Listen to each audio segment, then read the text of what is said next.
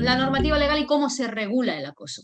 Y si nos vamos a la normativa legal a nivel español, siempre vamos a empezar hablando por el artículo 45 de la Ley Orgánica 3/2007, que sabéis que es la Ley de Igualdad, donde ya en este artículo, que este es el que habla luego posteriormente de los planes de igualdad, bueno, es el 46 si no recuerdo mal, pero aquí ya nos dice, hablando de las medidas, ¿no? Para evitar la discriminación, nos dicen, las empresas están obligadas a respetar la igualdad de trato y de oportunidades en el ámbito laboral y deberán adoptar medidas dirigidas a evitar cualquier tipo de discriminación laboral. Es decir, nos lo expone de manera amplia cualquier tipo de discriminación laboral. En este caso estamos hablando de la ley de igualdad, entonces nos hace referencia entre mujeres y hombres y nos recuerda que tenemos que negociar estas medidas y en su caso acordar, podemos llegar a acuerdo o no acuerdo, pero sí que nos dice que tenemos que negociar estas medidas pues de la forma en la que se determine la legislación laboral, que ya sabéis que a posteriori los reales decretos 900, sobre todo el 901, ya nos dice cuál es la forma en la que se determina. Pero este artículo ya en 2007 nos hablaba de que teníamos que evitar la discriminación y posteriormente tenemos también el artículo 48 de la misma ley y aquí ya se especifica que las empresas tienen que promover condiciones de trabajo que eviten el acoso sexual y el acoso por razón de sexo. ¿Por qué esta ley nos habla exclusivamente del acoso sexual y el acoso por razón de sexo? Pues porque es la ley de igualdad. Entonces, evidentemente, se tiene que centrarse, disculpadme,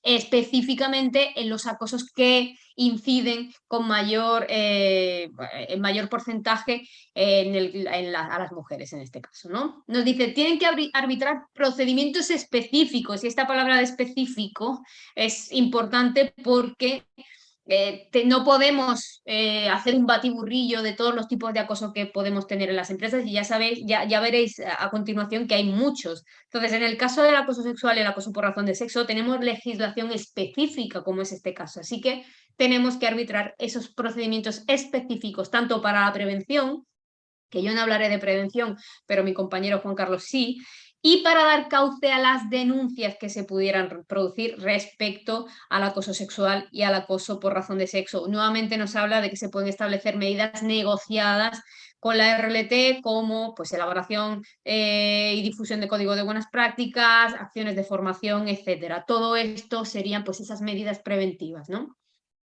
Luego tenemos el famoso convenio 190 de la OIT contra la violencia y el acoso en el trabajo. Y aquí yo he decidido, dentro de todo lo que nos dice el convenio de la OIT, he decidido exponeros las definiciones que hacen sobre violencia y acoso. Dice, la expresión de violencia y acoso en el mundo del trabajo designa un conjunto de comportamientos y prácticas inaceptables o de amenazas tales, comportamientos y prácticas, ya sea que se manifieste una sola vez, importante esto, porque si es verdad que el acoso laboral, si entendemos únicamente el mobbing, el llamado mobbing, el acoso laboral, sí que necesitamos un patrón de repetición. Cuando hablamos de acoso en general, vamos a tener que tener en cuenta que hay muchos acosos que no son necesarios que se den de manera repetida, sino que con una sola ocasión en la que ocurran, ya podríamos estar hablando de acoso o de discriminación. Dice que tenga por objeto que cause o sean susceptibles de causar, es decir, que a mí aquí me da igual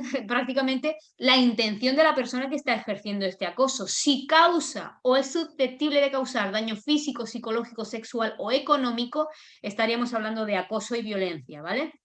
Dice, incluye la violencia y el acoso por razón de género y te va un párrafo siguiente porque te lo especifica, es decir, el propio convenio de la OIT también te separa el acoso sexual y el acoso por razón de sexo del resto de situaciones de acoso y violencia. ¿Por qué? Porque tiene una incidencia especialmente en un grupo concreto, que como es el caso de las mujeres. Y te dice la expresión violencia y acoso por razón de género designa la violencia y el acoso que van dirigidos contra las personas por razón de su sexo o género o que afectan de manera desproporcionada a personas de un sexo o género, incluyendo el acoso sexual.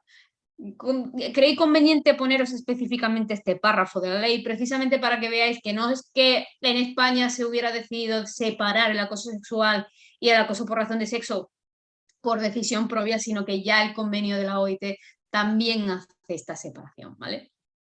Luego tenemos el proyecto de ley orgánica de garantía integral de la libertad sexual. Este proyecto ya pasó a el trámite parlamentario, ahora mismo está en el Senado, si no recuerdo mal, lo que significa que será ley pues dentro de muy poquito. Supongo que pasarán las vacaciones y lo tendremos ahí pues prácticamente ya. Importante, ¿qué es lo que nos introduce esta nueva ley orgánica? Pues nos dice, tienes por objeto la protección integral del derecho a la libertad sexual de todas las personas mediante la prevención y la erradicación de todas las violencias sexuales. Es decir, aquí ya no solamente es que tengamos la ley de igualdad y la ley de igualdad nos hace referencia al acoso sexual y al acoso por razones específicamente, sino que es que ya tenemos una ley concreta que va a proteger la libertad sexual condenando todo tipo de violencia sexual. Te dice la finalidad de la presente ley es adoptar y poner en práctica políticas efectivas, globales y coordinadas entre las administraciones competentes que incluyan todas las medidas pertinentes que garanticen la prevención. Vamos a hablar siempre, vais a ver que siempre todas las normativas que estemos viendo van a poner mucho el foco a la prevención y a la respuesta, evidentemente. Podemos haber realizado acciones de prevención, pero aún así tener un caso de acoso, ¿cómo vamos a gestionar? ¿Cómo vamos a dar respuesta a estas formas de violencia sexual?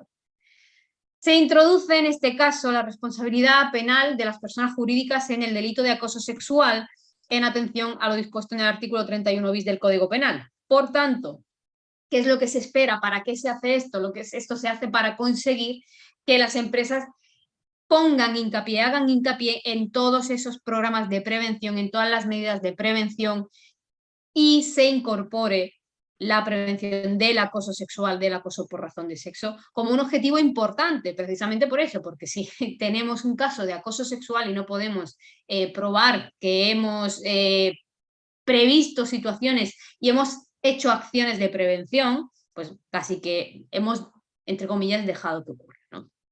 El artículo 10, de hecho, dice: en el marco de la disposición establecida en la Ley Orgánica 3/2007, la que hemos visto antes, es decir, en el artículo 48 que hemos leído, las empresas deben promover condiciones de trabajo que eviten la comisión de delitos contra la libertad sexual, la integridad moral en el trabajo, incidiendo especialmente en el acoso sexual y el acoso por razón de sexo, y vuelve a insistirnos, arbitrar procedimientos específicos.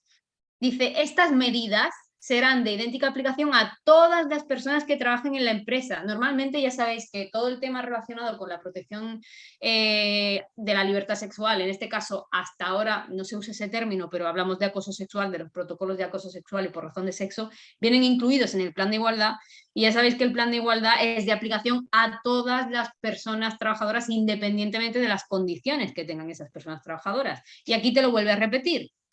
Estas medidas para garantizar la libertad sexual tienen que aplicarse a todas las personas que trabajen en la empresa, incluidas quienes presten pues, servicios en virtud de relación de carácter mercantil, empresa de trabajo temporal, contrata, subcontrata y añado todos los tipos de relaciones, es decir, toda la coordinación de actividades empresariales que hagamos con otras empresas con las que tengamos algún tipo de relación.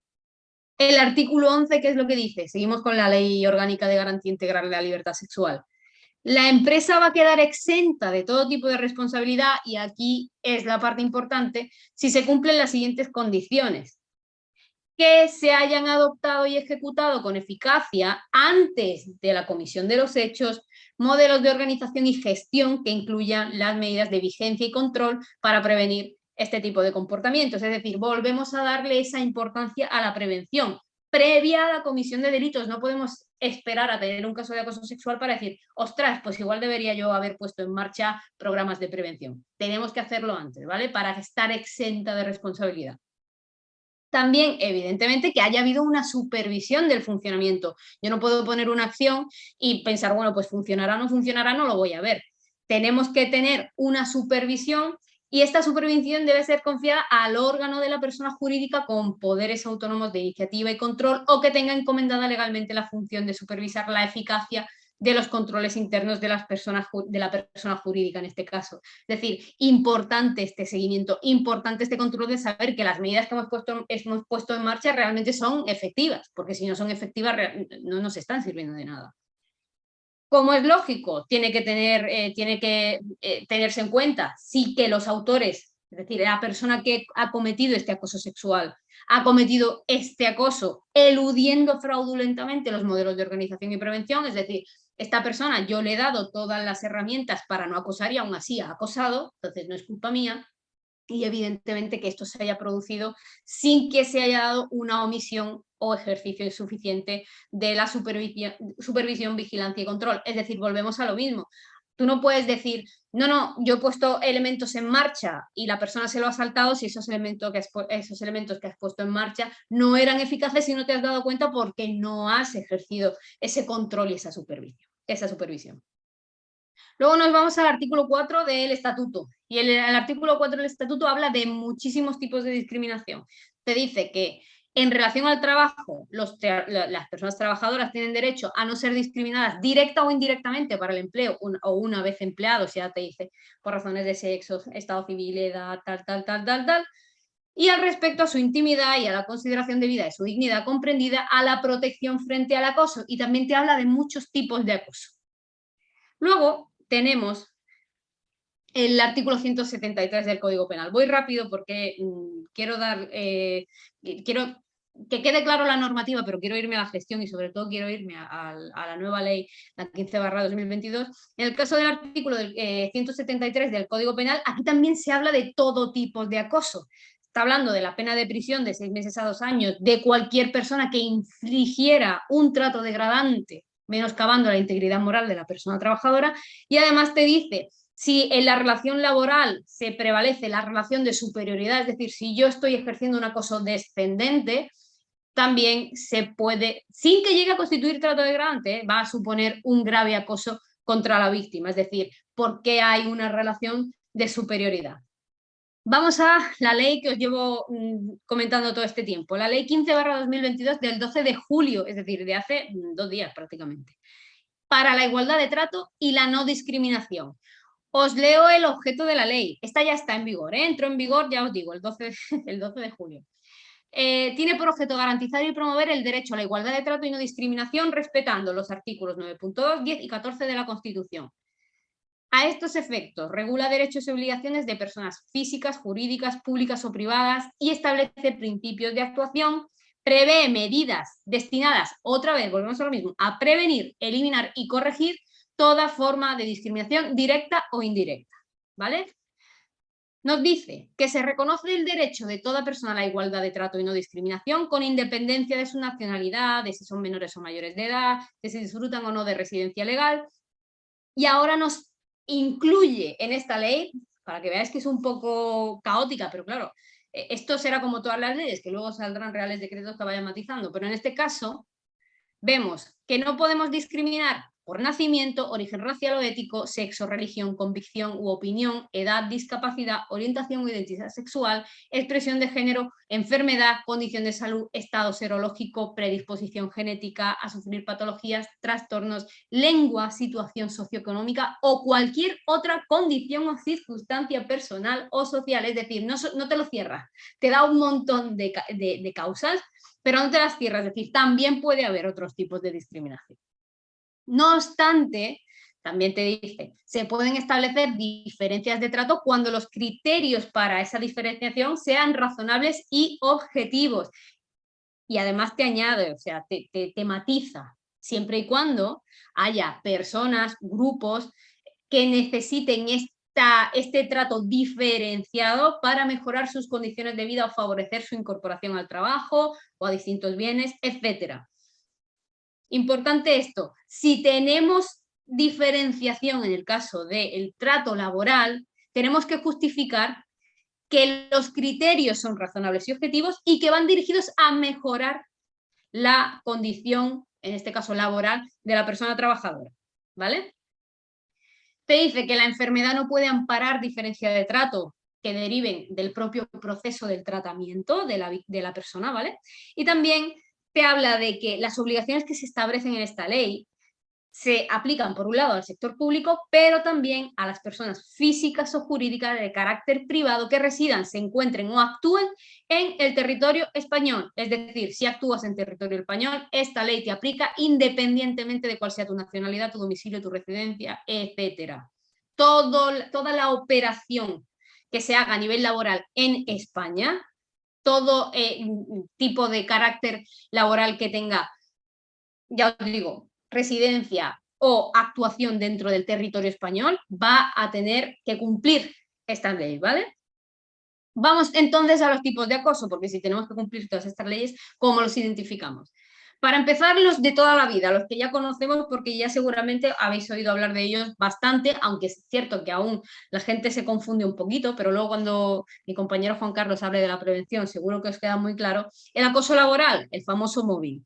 Aquí sí que hablamos de una situación sistemática y prolongada, donde hay una presión psicológica sobre una persona trabajadora o varias personas trabajadoras en el desempeño de su actividad laboral, tratando de destruir su comunicación con las demás personas, atacando su dignidad, con el fin de conseguir, y esto también es importante, que la persona provoque su autoexclusión y finalmente abandone su puesto de trabajo.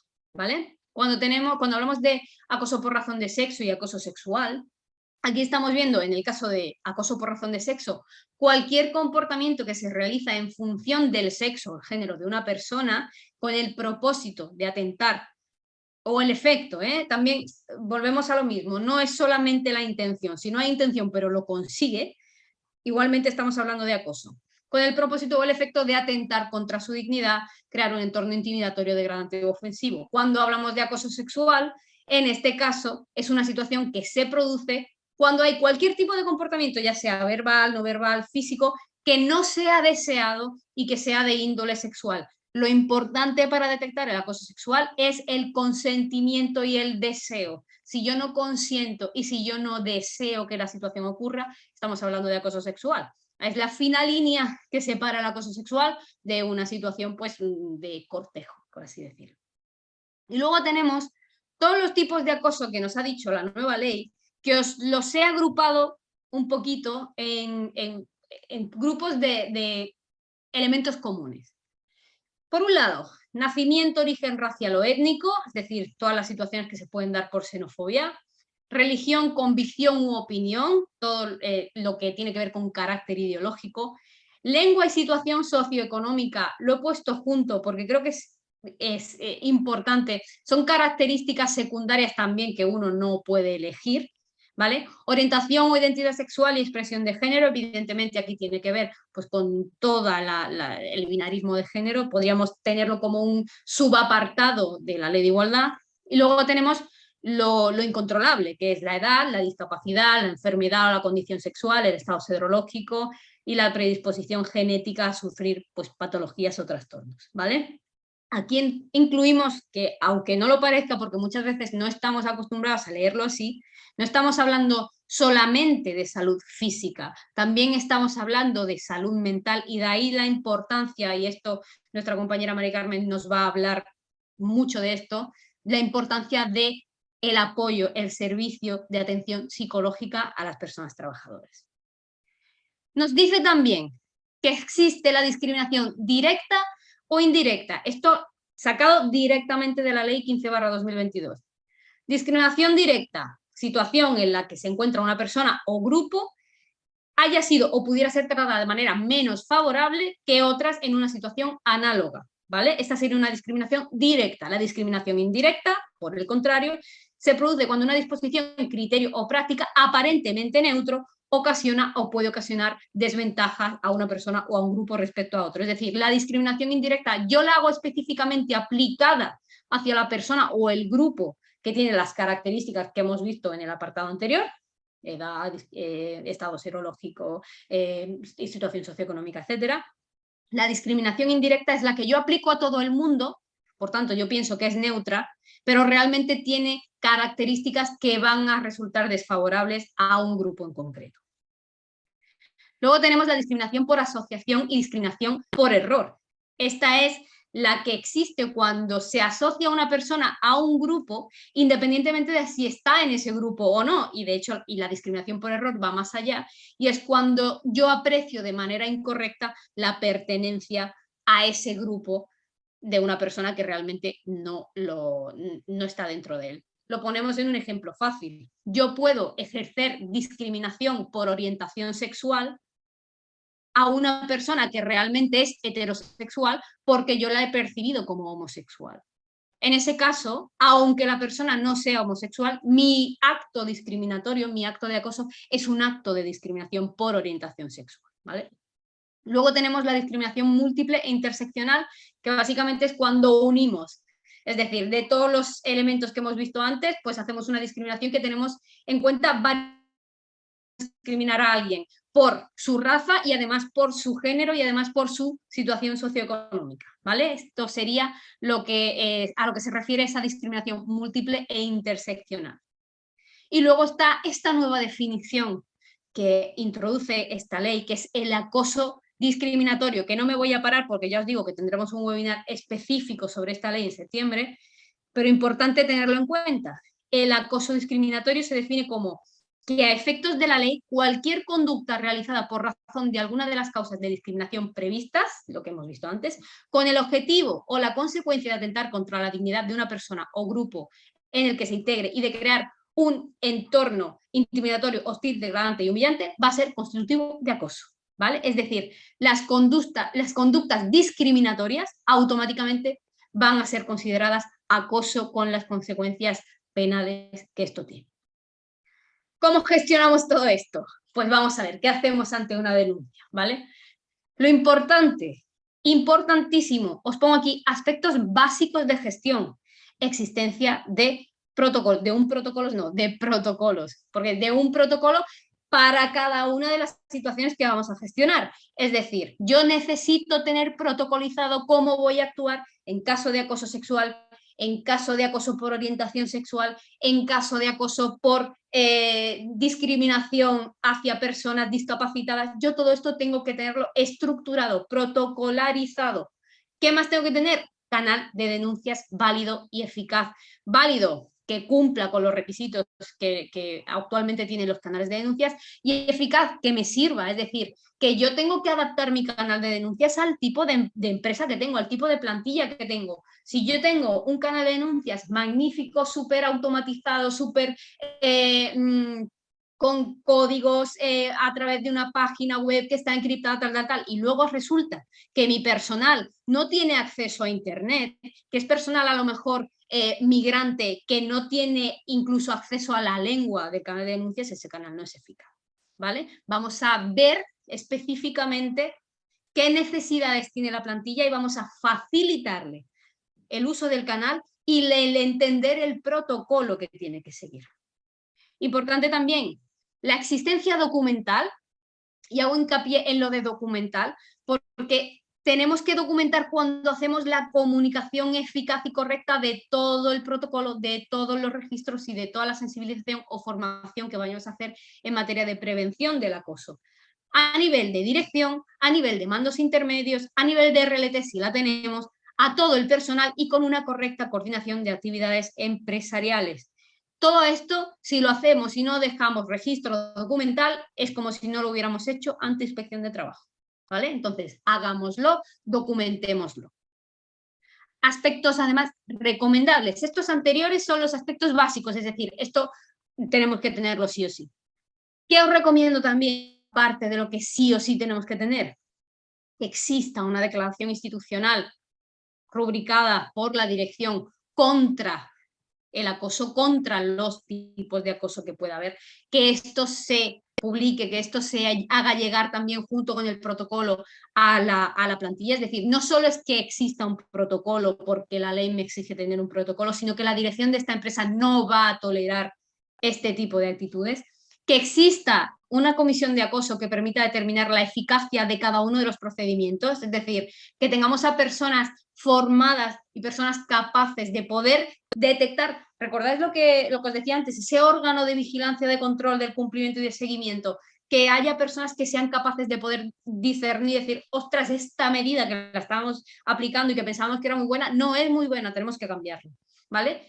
Y luego, obviamente, y sobre todo teniendo en cuenta los efectos devastadores que pueden tener según qué situaciones de acoso, la existencia del asesoramiento o apoyo profesional psicológico y o médico, dependiendo del tipo de actuaciones que estemos haciendo, a las víctimas de acoso. No después, no únicamente después, sino durante todo el proceso, en los momentos en los que esta persona o estas personas pudieran necesitarlos, ¿vale?